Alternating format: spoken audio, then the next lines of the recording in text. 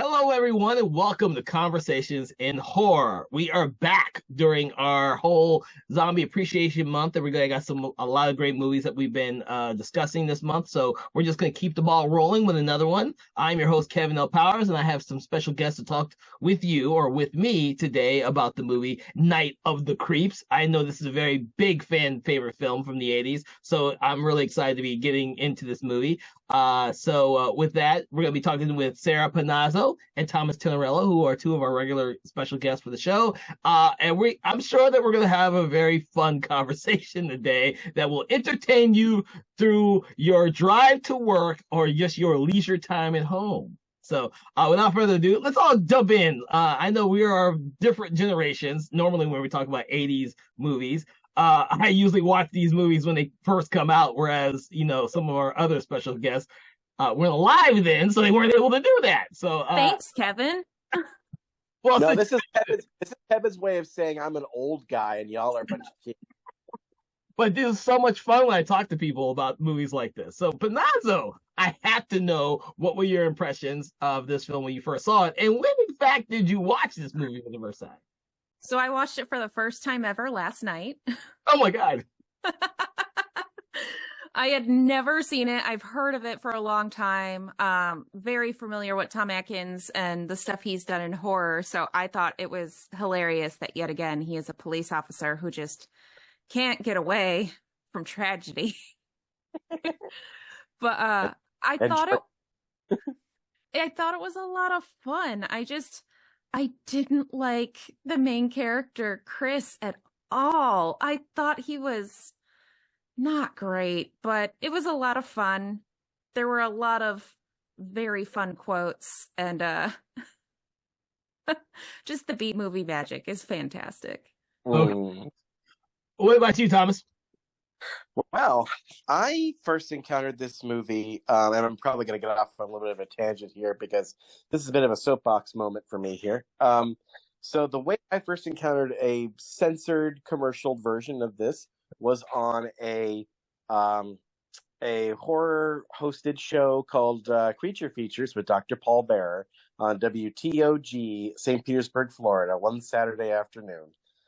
Dr. Paul Bearer was kind of a horror host who looked like a corpse with a weird eye that was actually a glass eye. And he felt like kind of our special secret because he was a horror host just for the southern area, specifically. I think he started in South Carolina, and in the early 70s, he moved down to Florida, and that's where he did his show up until the day he died in 1995. And I would watch Dr. Paul pretty much every Saturday, unless I had something I had to do that was.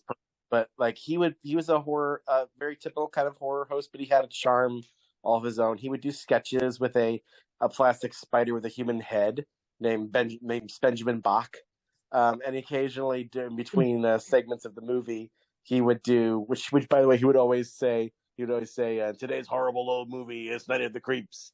And it's very horrible if my name isn't Dr. Paul Bearer.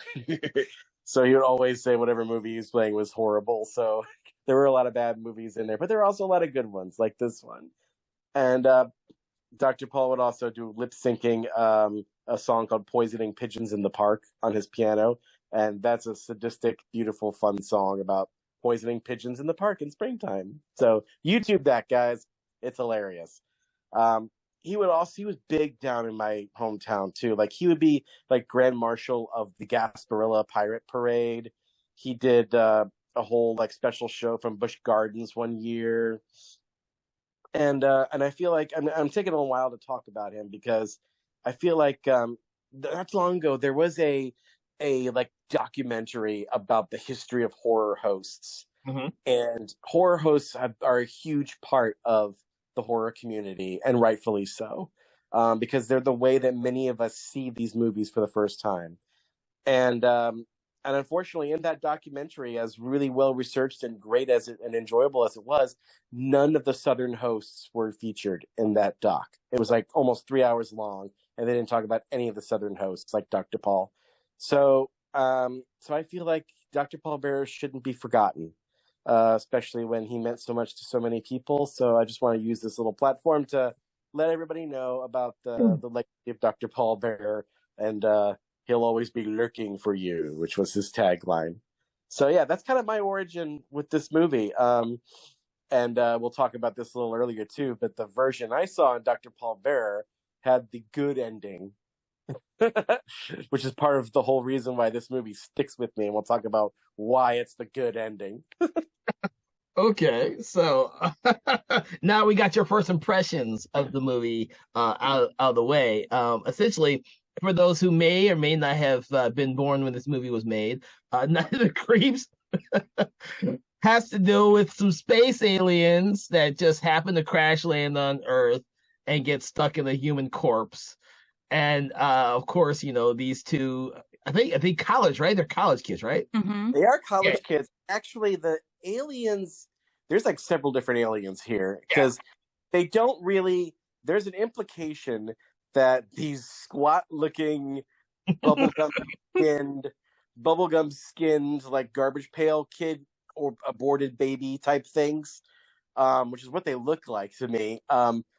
They were experimenting with like a weapon or something, and one of these bubblegum creature alien things steals that weapon and jets it into space. But if you look very closely at the alien that they're chasing, he has white eyes. The other ones have regular black eyes. So that alien is a zombie alien, which is probably the first time in movie history, unless you're talking about like Zombies in the Stratosphere, which was a movie serial from the 30s. This is the first zombie alien that we've probably seen in a movie. Well, like watching it for the first time, I was sitting there and I was like, oh, this guy's trying to escape. He's trying to do something good. And then he launches it into space and it crash lands. And I was like, oh no, he's the bad guy. Yeah. But at least now you look at it and go, oh, at least it wasn't his fault. He was under the control of the creeps, which are these little lightning fast leech things that scuttle around everywhere. And it's an amazing effect because, like, I still can't figure out how they did it. How they did it? I think it was mostly pull strings, because there were a couple times through the grass you could see, like, not necessarily the string, but you can see where it was in the grass at some point. But for sure, but like you can't see it. But like during the bathroom scene, which I'm ahead a little later, that's the one place where you think you would see the strings, because it's like white tile, but you don't see anything. It's amazing. Yeah, you are correct on that. So I don't know if I want to get to that just yet, but the two college kids who end up going to the morgue and finding this body for a prank, and then inadvertently unleash what do we call it? We just call them creeps. Is that what we're gonna call it? The slug thing, just creeps? They don't have a name in the movie proper. Yeah, they just call them creeps at one point, I think. I guess, but see, to me, like, I always thought the creeps in the title were the dates. Yeah, that's like which they are. And it's so funny because one of the girls say, "Don't these creeps take no for an answer?" And I was like, "This is fantastic." But I think that's the only time they're referred to as creeps. Yeah, I mean, when I originally saw the movie, they play up the whole thing about the dates. Your dates are here, but they're all dead. And so I always kind of saw those as the creeps, and not so much the monsters as the creeps. It's kind of like critters. The Krites aren't really critters. They're called Krites in the movie, and the critters is just the name of the movie, and that's kind of how I saw this as well. But I never had a name for the slugs. I just called them slugs. Yeah, I mean, they're not really slugs because they don't move like slugs. They're space slugs. They're space slugs. Oh, yes, I mean, you're right, Kevin. They are aliens, but they're not like fresh aliens. In a way, they're kind of like the xenomorphs, and that like the xenomorphs are genetically engineered by aliens in the same way these were genetically engineered by aliens, presumably to, I guess, as a weapon of war, because I would imagine this would be very handy on the battlefield. Although they do have some fringe benefits to the corpses and or humans that they inhabit, and we'll talk about that a little later. I was surprised run the rewatch at that to realize that, oh, there's a good side to getting a creep inside your brain. But yeah, Kevin, we you're right. They do steal a body from what they think is a morgue. It is not. It is a secret research lab on campus? ? Yes. Yes. Which they get into because David Paymer, the lab guy, forgot the one bit of combination. And the computer is so easy that literally a child could do it. Like, how? Yeah, it totally is. But like they get in there and there's literally just one dead body in this like carbon freeze type thing. It's like right out of Star Wars. But like you just see it there all serene, and it's like, hey, there's no other dead bodies here. We gotta use this one. Oh look, it says disengage. Press the button, disengage. It's now defrosted. But where this thing comes from though is interesting too, because it kind of behooves us to go back a step and think, what is it about this movie that has endured for so long? Why are we talking about it? What is it about this thing that is a little magical? It's not a lot, but it is a little magical. So Fred Dekker is the director of this movie. He also did Monster Squad. Yep. And he wrote House with William Catt, the original script.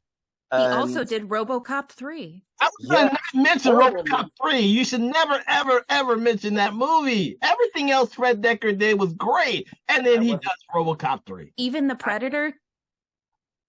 No. That has its moments. Overall, it's not a great movie, but it has some redeeming qualities. RoboCop 3 has no redeeming qualities. Not at all. Not at all. But this movie's qualities, I think, it's a nostalgia fest, but it's also kind of a cinematic experiment. Because Fred Dekker said he purposely tried to put every horror cliche in one movie. I'm not entirely certain if he was successful on that front, but what he does with these cliches, for the most part, I think works. But it's like a 50s nostalgia in the 80s, because we start off in black and white in the 50s. Yeah, and I mean, he wanted to film the whole thing in black and white, I believe. And I was really excited when it started off in black and white then in the 50s. I thought we were going to get a whole movie like that because it would have been perfect. That would have been amazing. And to this day, I don't think anyone's ever done that, Chick, where you take a movie set in the 50s with all the 50s tropes and the 50s tropey people, but all the characters behave realistically and you have like modern gore and modern effects, but it's all in the 50s and it's all with the people talking the lingo of the 50s. None of this modern dialogue or anything.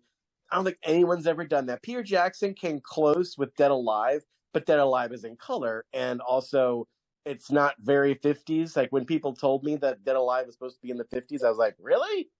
I didn't get that from watching it, but okay. But, yeah, to this day, this would have been it, though. If Fred Dekker had had his way, if the studio didn't come in and muck it up, yeah, this would have been it. But, yeah. So, but yeah, it starts off in the 50s in a Lover's Lane type thing, and they see the meteor come. And just like the Blob, some idiot takes his date to the crash site. Hey, I'm going to poke it with a stick. And doesn't quite. But then you add the whole other trope on top of that of it's not just aliens. There's a crazy murderer with an axe out there too. And it's like, I'm about to say that too. He was like, yeah, they got a whole bunch of trope. I didn't think about you mentioning that there's a lot of these old cliches that were thrown in there, but you're absolutely right. There are so many. And he's not just any maniac. He's an escaped mental hospital maniac. And they make sure you know that from the radio broadcast while the poor girl is just sitting there. And she actually looks at the sign that says, like, Crestview Mental. She turns on the light to reveal the rest of the sign saying it's that area. Yeah, so she's like, Jerry, or whatever his name is, we gotta go. But she knows she's dead. She knows it, I think. But, like, I was a little confused at first because I knew that there was, just from my recollection of it on this new rewatch, I was confused as to the timeline of when the creeps got into the serial killer, because later on, Tom Atkins, who we find out is a young rookie cop in the 50s, and he's the one who discovers their bodies, and her body in pieces all over the highway. But because he has a dream where the axe murderer is hacking her away in the car, but he turns around and he's all dead. He's a zombie. So we're watching a little confused. It's like, okay, so when does the killer become creepified or zombified? I don't think he does until the events of the movie. I think when Cryo Johnny comes out of stasis, he like that. Yeah, but when he comes out of stasis, I think that's when we first get the slugs. Yeah. And then like hinted towards the end where they go towards the cemetery, they can take over dead bodies no matter how far gone the brains are. I mean, look at what happened with the brains in the basement that are just in glass jars. Yeah. So I think it was only during the movie that he actually got it, because otherwise this would have happened much, much sooner. Yeah, you're right about that. You're right about that. And I think that's one thing this movie doesn't quite work is we never really get a crystal clear image of what the rules are for these slug zombies, or more specifically, we don't really ever know just how long their incubation period is once you get the slug in your brain. Because for some people it's like seconds. Yeah. Some people it takes hours. And it's implied that Cryo Johnny probably took hours, because by the time Tom Atkins called it in, nobody else got infected, because there wasn't a zombie apocalypse back in the 50s that we're referring to ever. So clearly they had this whole situation contained back in 1950, whatever it was. And for whatever reason, they stuck this guy on ice to study the effects of it. Whatever they figured out from it, we'll never know, because JC and what main guy's name, who I can't remember now, Chris and JC screwed the whole freaking thing up. So yeah, doesn't it's really a little matter the details. You do know we've been talking about these crazy 80s horror movies, and there's logic is pretty much non-existent.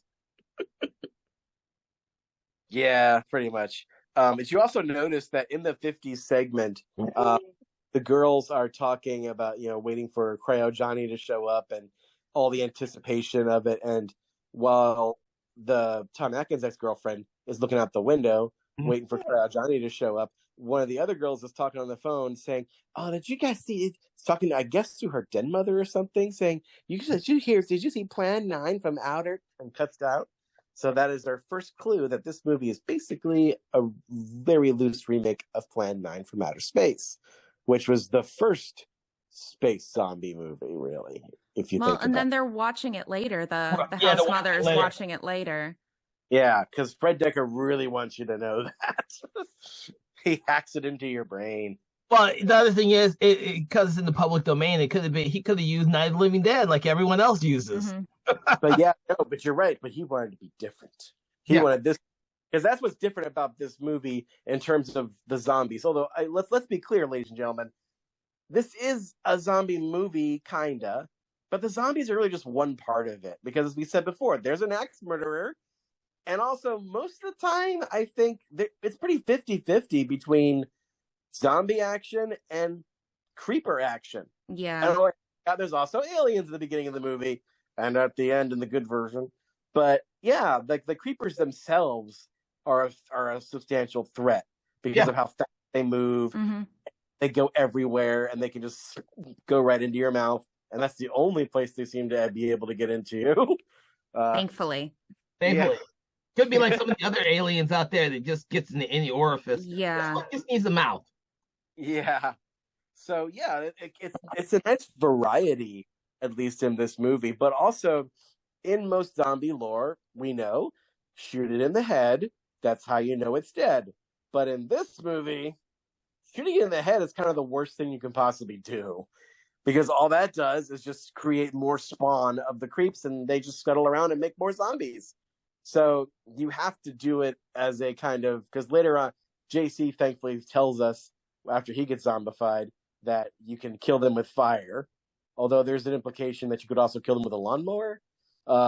Yeah, I mean the whole thing of him being in the bathroom and lighting the matches on fire, like that would have not been my first instinct of let's light a book of matches on fire and throw it on the ground and hope they go towards it. But then they also had a flamethrower in their storage lockup at the police department, which doesn't make sense either. No, it doesn't. But it Police gives us a department. great opportunity. It gives us a great opportunity to have the scene between Tom Atkins and I Dick know. Miller. And that's all it needs, man. So, getting to Tom Atkins. So we all know he has played a cop in virtually 99% of the movies that he's ever been in, from My Bloody Valentine remake to Maniac Cop to Halloween 3. well, he was a doctor in Halloween 3. Even though he acted like a cop the whole time. The entire movie, I thought he was a cop. He I was was a- like, he's not a doctor. He's not a doctor. You don't believe he's a doctor. He's a cop. He's a doctor cop. And he's like, but he's a detective trying to figure out everything. So yeah, he's really a cop. Detective Tom Atkins, MD. Dr. Cop. That should be a movie. That should be a Tom Atkins movie. Dr. Cop, rated R. But this is the movie where he has the greatest one-liners and the greatest Oh my lines gosh. that are all quotable. Like I rewatched Maniac Cop, and I don't remember there being any really quotable lines he has. We just remember him as being cop. Or some of the other movies he's done, like Halloween 3, you don't really remember any of the special lines he has. But this movie right here has some of the greatest lines in his career that he will always be familiar with or be known for. So, well, Yeah. I mean, there's a reason, I think, why Tom Atkins has said many times this is his favorite of all of his movies. Mm-hmm. He did 'Cause- also say that he would come back for this again if they were going to make another one. a reboot like they do in everything else. Either a reboot or a sequel. He said he would be there for it. Well, I did read somewhere that James Wan is Ugh. remaking, so I'm not sure how I feel about that. No, I don't think he is, because I saw similar articles. He said that given the chance, he would love to do this and Chopping Mall, but he would do them in his style instead of the like B-movie awesomeness that they are. Which So I'm gonna take a little tangent because you mentioned James Wan real quick, and I know this is one of your favorite movies of James Wan, Panazzo, which is *Malignant*, which I really hated. But I have done research on *Malignant*, and I think it's actually a really brilliant movie. Now, if he took that type of humor and put that towards *Night of the Creek*, absolutely. would that be absolutely brilliant? I think it would be brilliant. I'll have a conversation with you on why I now think *Malignant's* a good movie when I first saw it and I thought it was horrible as shit. But I had to read some stuff about the movie. I really did.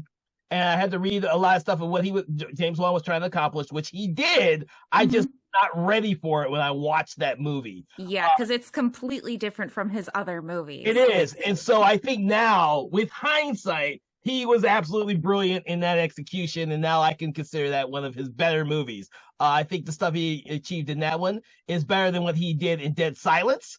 And I think that if he was to tackle this, he would probably be the only person to get Fred Decker's humor well enough to make it work. Yeah, I think you might be right about that. And I'm not sure if I'd do the sequel to it because, spoilers, folks, if Tom Atkins were to come back, he'd be a zombie, ? But I think it would be more interesting if he had a different character. And I think that's the best way they could bring him back at this point, because it's like 40 years later? He'd be an old corpse. He could be a cop. He could be a cop. He could be I faced these creeps a long time ago. He could be something like that. That's the only thing, though, is like his charisma would be gone as a zombie. Half the movie. Oh my God. Like when he's telling the story about what he does to the mental patient and how he buried him. And Chris is like, why are you telling me this? And he's like, I don't know. Takes a long drag from a cigarette and downs his bourbon. Yeah, I love how he basically abducts him from his prom date to ruin his night or make his night super awesome, depending on your perspective. Because you get to share a drink with the man, the myth, the legend, I mean, I feel like Tom Atkins' kind of legend has grown all the more those last few years. And to those who are uninitiated, I feel like Tom Atkins is sort of like the competent version of Bruce Campbell, except that he's a better actor than Bruce Campbell. Like he's not like Bruce Campbell's characters tend to screw things up even as they're destroying the monster, like in the Evil Dead movies, whereas Tom Atkins' character, as tortured and terrible a cop he is, he's at least competent and smart, especially towards the end, spoilers, where like he's in the bowels of the beast and there's all this, nest of creepers, and he's about to light them all on fire and explode himself and the creepers, we assume.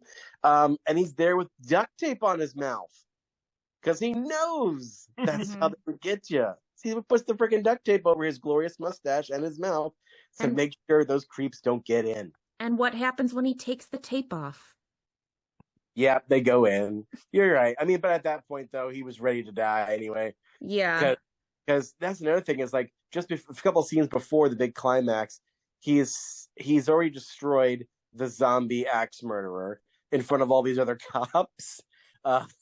And there was really no repercussions from that. But anyway, so most of them were not great anyways. I mean, how many scenes do they have of him being like, guys, why can't you do your freaking jobs?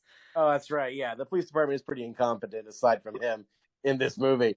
But also, well, they have to be for a horror movie. But anyway, so like he's sitting there in his room having a bourbon, and you think he's just, just slow burning his through. But then, Chris knocks on his door. And he starts taking the tape off. I'm like, oh, no. I thought that the tape was to keep the creeps from coming in.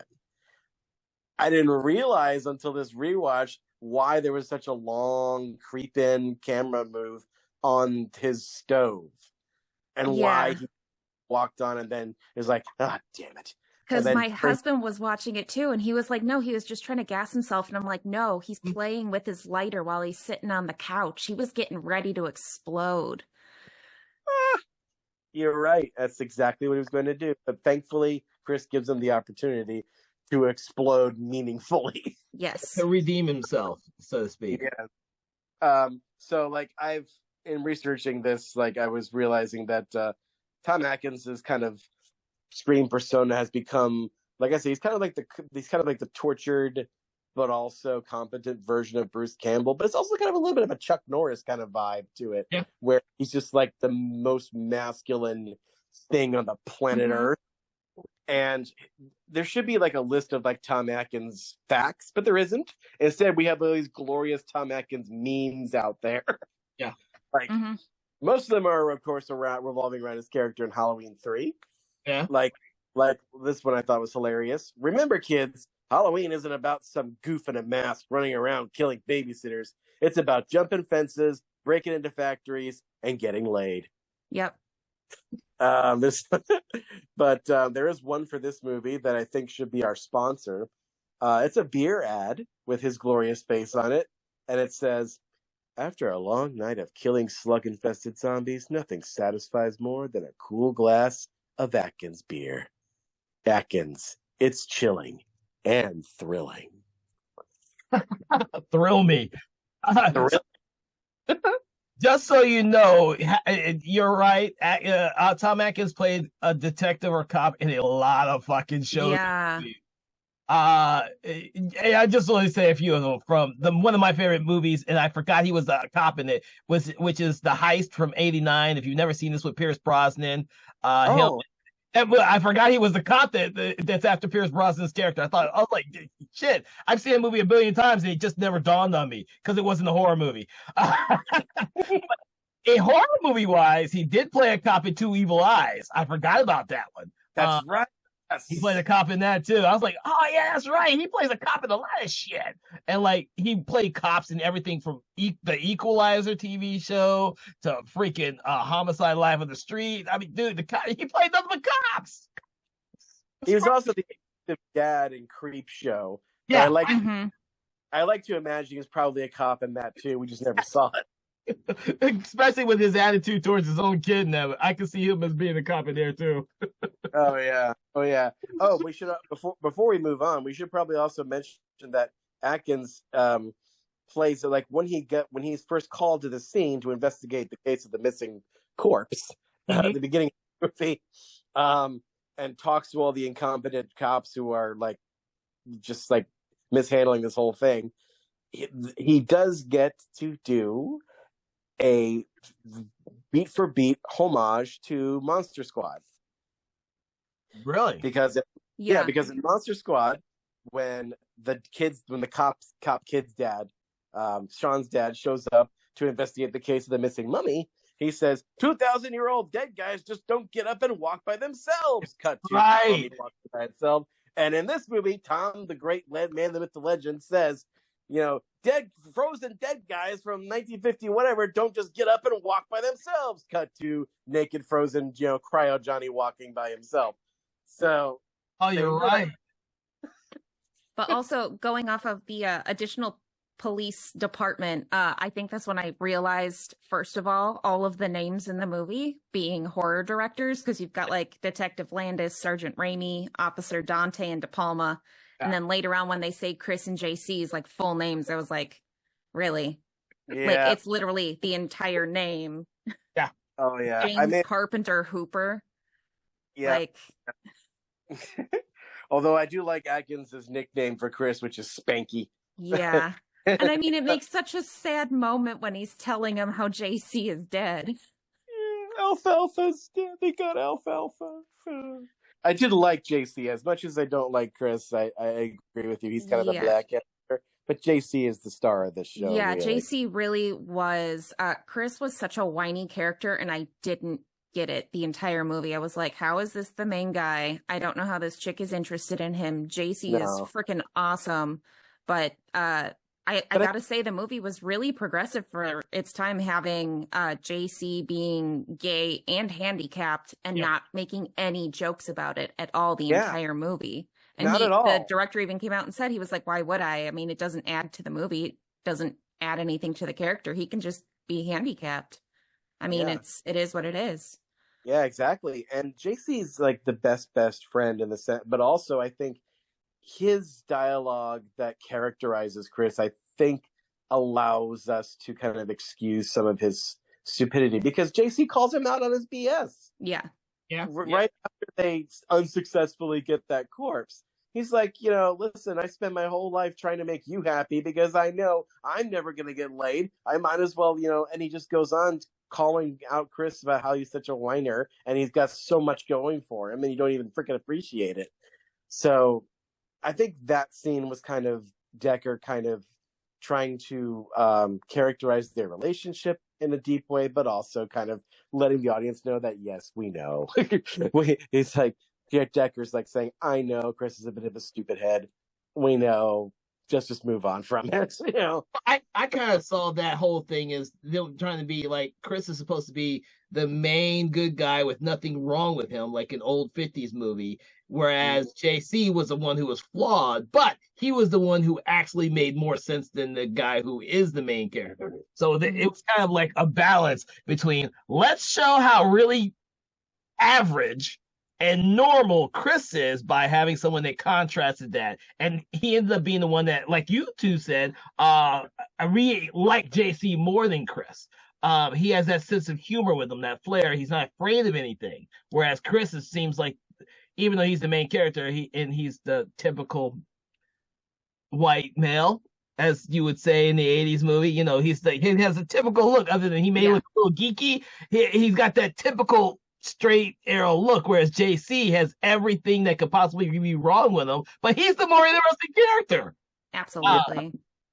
I do think they have a wonderful kind of Bill and Ted-esque moment that made me laugh out loud when Cynthia, who by the way her last name is Cynthia Cronenberg, comes to them like, nobody else would believe me. I thought you would too. And she tells her what she saw. She saw a naked man corpse come up to her window and his freaking head exploded and, leeches came out.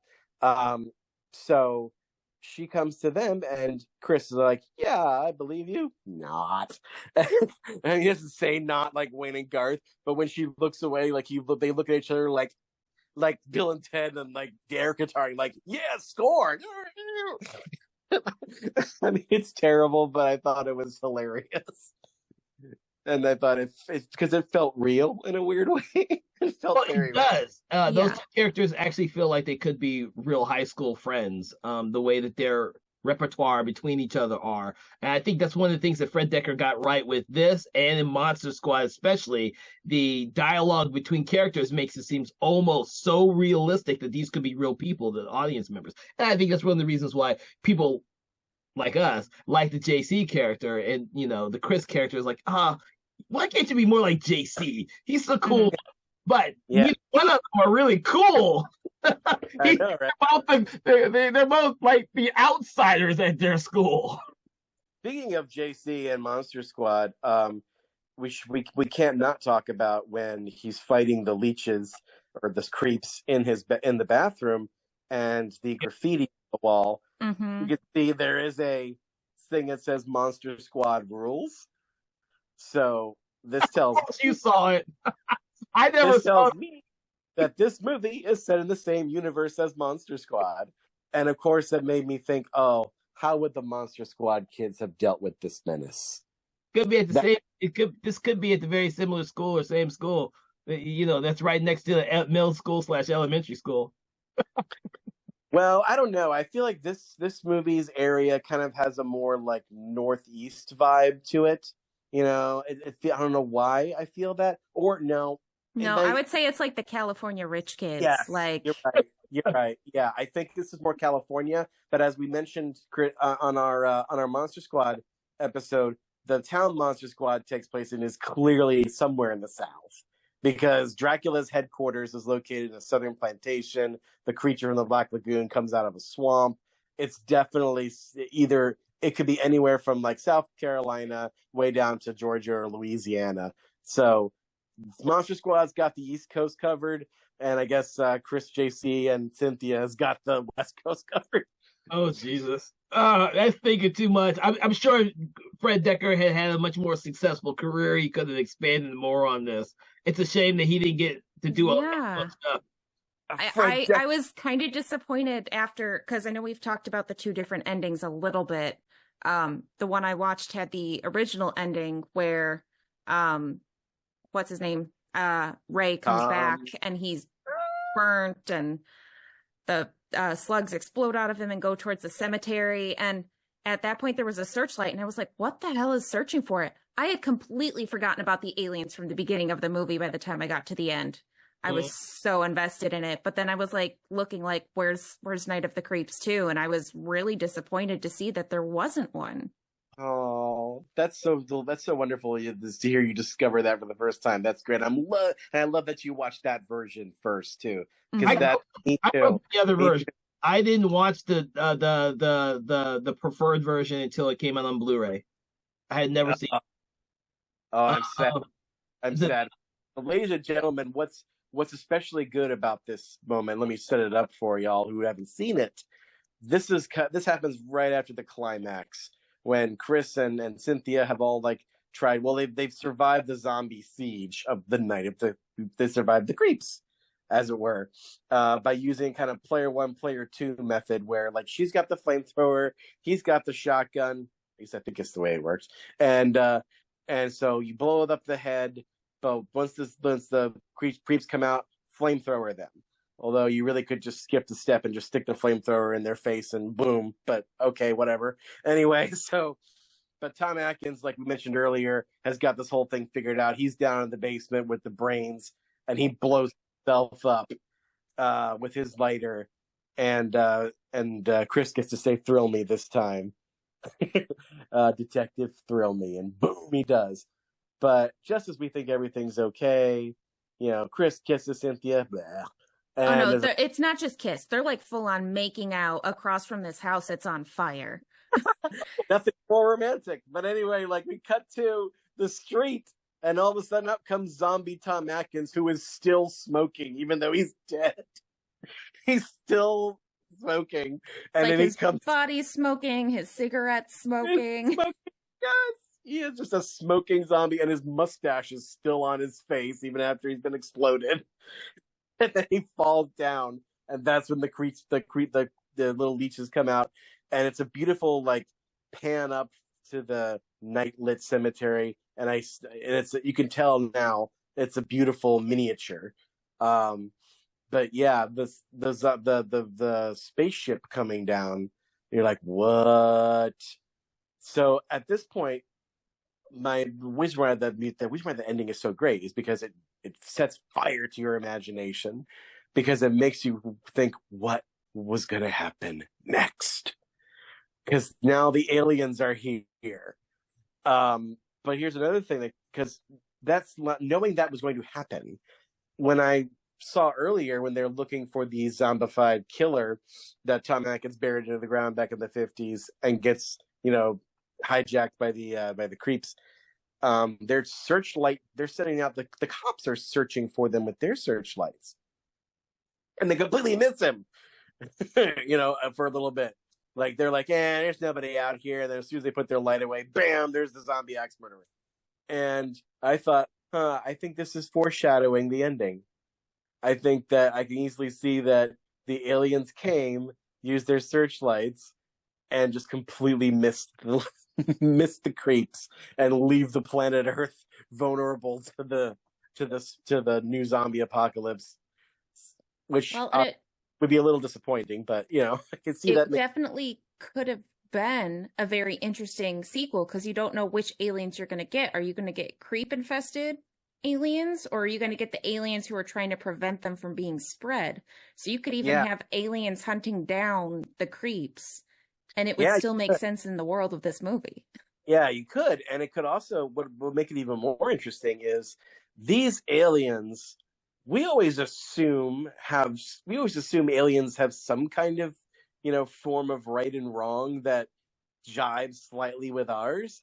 But what if they don't? Like, what if the garbage pail kid fetus creatures just do not give a flying frack about humanity and just see us as these things that are getting in the way of getting their weapon back?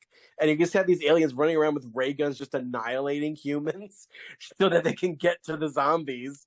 So like the aliens are not on our side. The zombies clearly are not on our side. So we're just here to fend for ourselves on both sides. We don't know what's worse. So I think that would have been kind of like an Alien versus Predator type thing where, no matter who wins, we lose. That would have been great.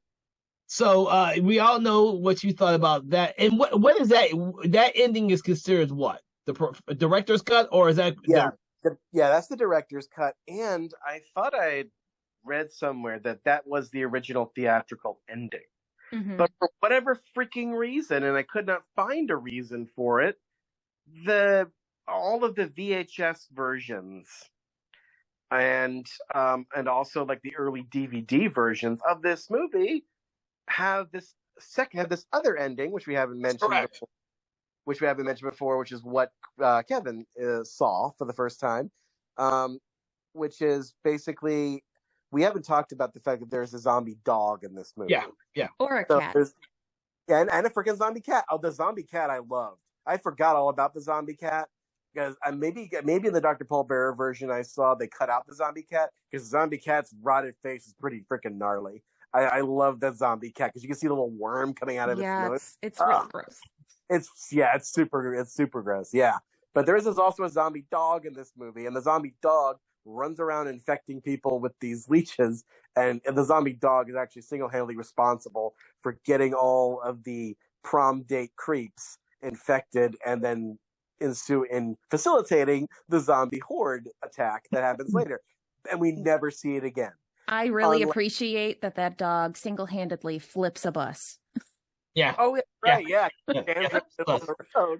Yeah, exactly. But like this dog, we forget about him in the director's cut. He never shows up again. But in this other version that I don't like, he just shows up. And it's like, oh, hey, doggy. And then this little leech comes out of his mouth, and we assume into Cynthia's mouth, and bam, credits. it's so abrupt and it's so upsetting and it's so like it's not nearly as interesting as the director's cut version. It Well, doesn't. it depends. Go ahead. Well, I was just gonna say, like, it doesn't nearly as open up possibilities as the director's cut version. All it does is basically say, "Oh, y'all done fricked up. You forgot about the zombie dog. I guess we're starting all over again." Wah wah wah.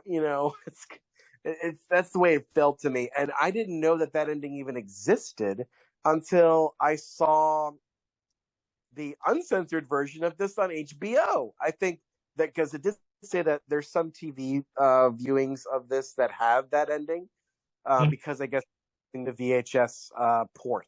But I saw it on HBO and I was like, wait a minute, that's not how this movie ends. What the heck?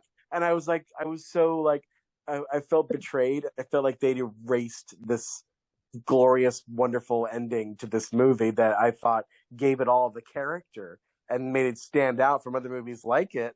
But I felt like they'd erased it, but thank God they haven't, because like the version that's on Pluto TV right now that you can stream for free does have the director's cut version with it with smoking Tom Atkins.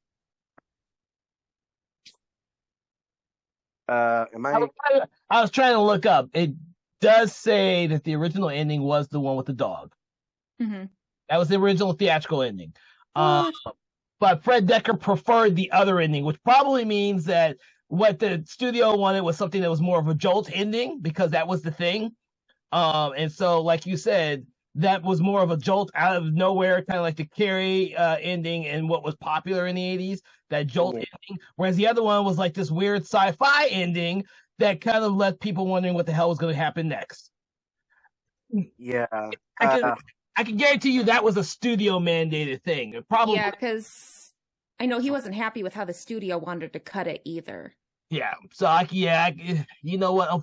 That's a little bit hard because I thought the flow and everything was great for the movie myself, but I can guarantee you that the studio said we're gonna screen this movie in front of people, and they didn't like the dog ending the movie, and so or they didn't like the aliens. They're like, why are these fucking aliens coming back? What's up with these aliens and shit? And they just wanted a more jolt of an ending, so they added the dog back in. Because why? Because people think dogs are cute. And a big slug coming out of it was just a big jolt. Which is why I said that's the reason I didn't watch it theatrically. This is one of the films where I watched it when it was on video. When it came out, I was probably the week it came out on video is probably when my parents rented it and I saw it.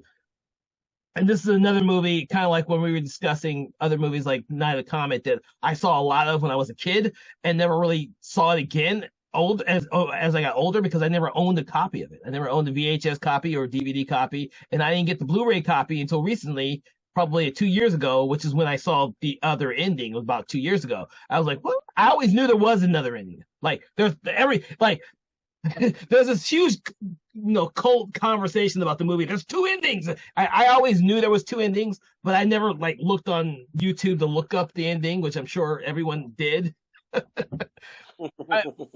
I am like you now. I do enjoy the director's preferred ending. I do. I enjoy that one more. But I can appreciate the original ending because I'm an 80s kid, and that was pretty much how a lot of movies ended. They just have this random jolt ending because studios wanted everyone to leave the theater with a big jolt. They just couldn't leave well enough alone half the time.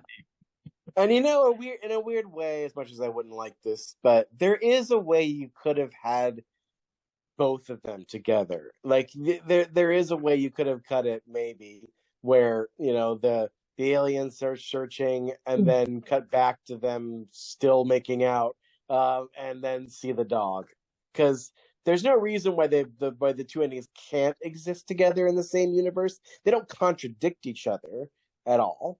So it's just that I feel like one's better than the other. And quite frankly, I didn't want Cynthia to become a zombie. If anybody could have became a zombie, he should have been the one to be like, oh, look a cute little doggy funk.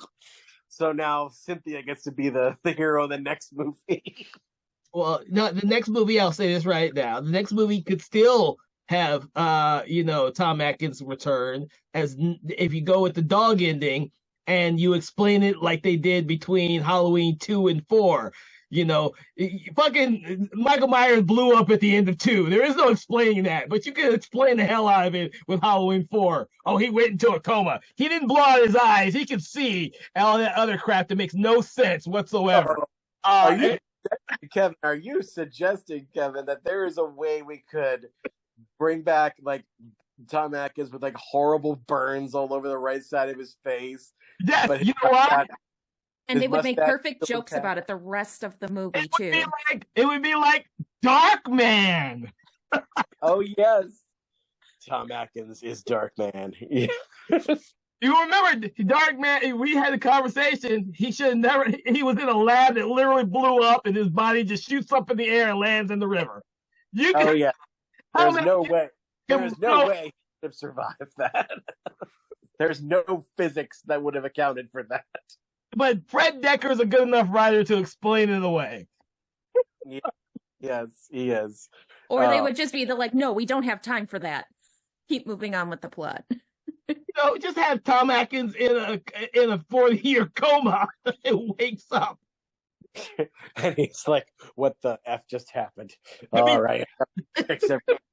Oh my God. This calls for a fan fiction novel or story. Someone needs to write. If you're listening to our conversation right now, someone needs to make a fan fiction sequel to Night of the Creeps where Tom Atkins' character survives somehow and you explain it. That would be awesome. Please send it to our Patreon page after you go for our cause. And we will surely shout you out on the next episode because we will love to read your fanfic. Oh Jesus! So with that being said, we've talked a lot about this movie now, and I have to know some of your final thoughts for this movie, especially people watching it for the first time, because this right now is a film that I think we can all agree that everyone should watch, whether you watch the original theatrical version or the director-approved version. Yeah. Will you go first, Sarah? Yeah. I mean, it's very self-aware. It's very fun. We haven't even really gotten into the special effects of it at all either, which there were parts that were a little rough, but they're very cheesy. Like when the bus driver's eyes pop out of his face, in shock. But if you like B movies, this is 100% what you need in your life. Oh, I love the way you put that. It is 100% what you need in your life, for sure. It's a great example of an 80s B movie. It is an excellent example of an 80s B movie that works even now, despite this so-called cheesy special effects sometimes. Hey, that's what B movies had. That's what makes it really well done. Yeah, and really, and if you think about it, the 50s B movies would have good characterization sometimes and really interesting stories, but the monsters look stupid. The whole thing just loses it once they show the monster. And then you get in the 80s, you have the opposite happening, usually. Not with this movie, but usually the opposite happens to where the characterization is terrible, the acting is deplorable, the writing is barely there, but the monster looks freaking amazing. The special effects, the practical, everything looks incredible, but nothing else works. This movie, for the most part, everything except for a few things here and there, all kind of jive. And so it really kind of is right in hits that sweet spot, right in the middle of what a really effective B movie should be. Yeah, I agree. Go ahead. And of course, it's got Tom Atkins at his finest, being his most manly and oh, by the way, if you also want to know, speaking of memes, this is the origin of that meme of you may be cool, but you will never be as cool as Tom Atkins in a white suit on a beach sipping a pina colada with shades on. This is where that comes from, this movie, when he's having a dream sequence that gets disturbing. But yeah, that's as cool as he's probably ever going to be in a movie. Yeah. And, well, you know what? I had a Schwarzenegger alternator for this, but I think I'm going to let it go for now because Thrill Me, even though I'm not sure if it works coming out of Chris's mouth later on in the movie, but Thrill Me, I think, deserves to be on T-shirts everywhere, as do most of the lines in this thing. But I will rate this movie, and I think the one object in this movie that kind of defines it is Mr. Atkins' mustache. That beautiful, crisp gray, perfectly symmetrical on both sides mustache. He doesn't always have it. Like, he didn't have it in The Fog, I think. Oh. And yeah, that's the one where he's not a cop. He's not a cop, and he and he has a relationship with Jamie Lee Curtis. So yeah, two universes come together. But yeah, there's so many fun jokes around that too. But so I would rate this movie. I'm gonna say 3.5 Tom Atkins mustaches. Okay. So, Panazzo, if you remember with Thomas and I, he likes to rate the movies based on something that is in the movie. So he's got his 3.5 Tom Atkins' mustaches. I'm going to rate it a little higher because only because I actually enjoy this movie more now than I did when I was a kid, because I actually get a lot of the references now. I did not get a lot of the references when I saw this in 80 it was.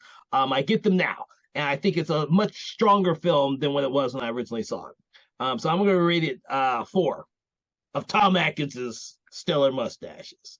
I don't know if you want to join us on this, Panazzo, or not, but you're more than welcome to.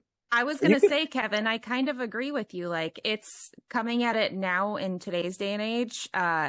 It's looking back on like B movies, like it is every kind of trope you could possibly follow. It's a lot of fun.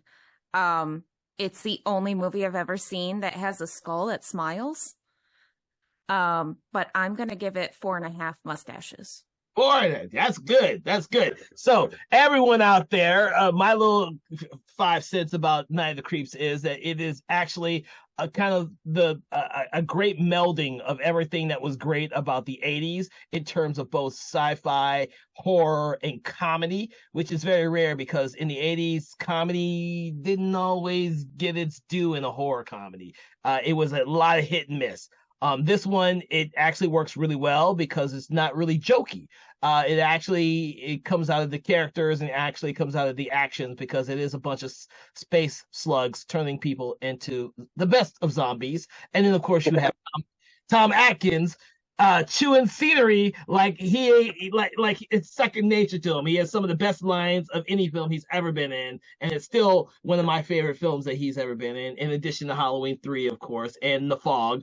You can't get those two. But go wrong. And let me briefly say out there, ladies and gentlemen, to you guys who are girls and everyone else who's listening, we've talked a lot about this movie, but we have not even scratched the surface of the possibilities of enjoyment that you may have when you watch this. We have not spoiled so many moments on here. Like, there's so many things that you may find that you may cling to. So go ahead and give this a watch. It's free to watch on Pluto TV with the director's cut version. What did it say?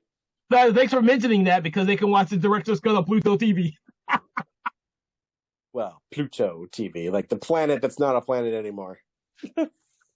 All right, everyone. Thank you so much for joining me, Sarah and Thomas, for this conversation in horror. Everyone out there, we hope that you go and check out this movie, Night of the Creeps, if you've never seen it before. Also, make sure to check out some of our other Zombie Appreciation Month films that we've been talking about this month. And make sure to find us on social media out there. Subscribe, like, and, become huge fans of us because we have lots of stuff coming up for you. And don't forget to look up what we do have coming up after the month of Zombie Appreciation is over. Thank you so much for joining us on Conversations in Horror. We were just talking about Night of the Creeps. Thank you so much, everyone, and have a pleasant day. Brains. Conversations in Horror is a Broken Lighthouse Pictures production, produced by Kevin L. Powers, executive produced by Kelly A. Inoka, and originally filmed via Zoom technology. Conversations in Horror is hosted by Kevin L. Powers and co-hosted by various horror film lovers and filmmakers. To learn more about Mr. Powers, please make sure to check out his Patreon page and other social media platforms. Conversations in Horror is copyright 2024 Broken Lighthouse Pictures production.